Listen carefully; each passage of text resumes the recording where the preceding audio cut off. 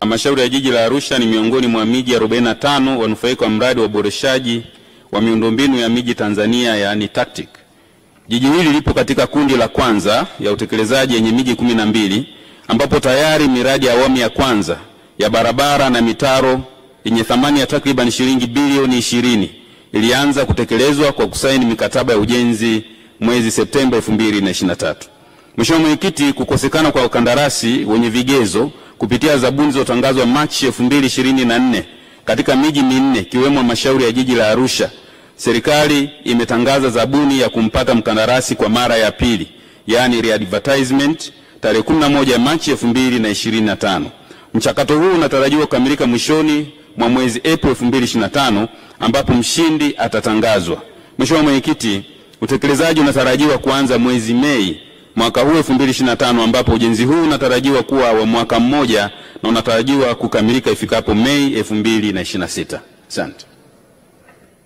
Mheshimiwa Gambo.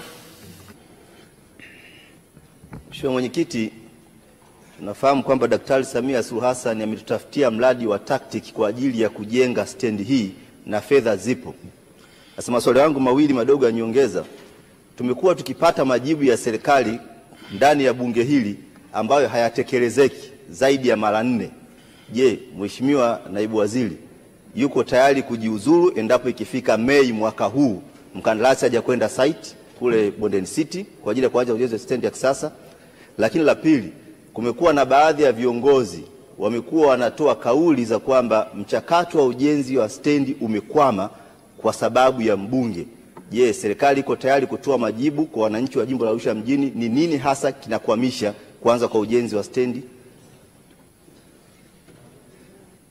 Mheshimiwa Naibu Waziri, majibu ya serikali. Asante sana Mheshimiwa Mwenyekiti.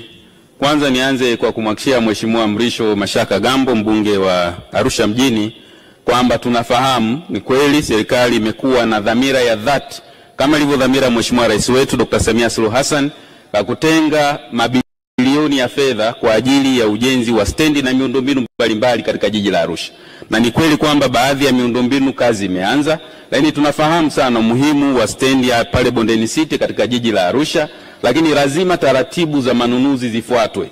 Serikali ilitangaza zabuni, wazabuni walipatikana, lakini hawakukidhi vigezo kwa mujibu wa sheria na taratibu za manunuzi. Na serikali singeweza kuendelea kumpa mkandarasi ambaye hajakidhi vigezo, ingekuwa ni ukiukaji wa sheria. Kwa hiyo nimhakikishie tu Mheshimiwa mbunge kwamba dhamira ya serikali ni thabiti, iko pale pale, na sasa tuko hatua za mwisho za kumpata mkandarasi, na tunaamini ifikapo Mei mwaka huu ujenzi utaanza na utakamilika ndani ya wakati ifikapo Mei mwaka ujao 2026.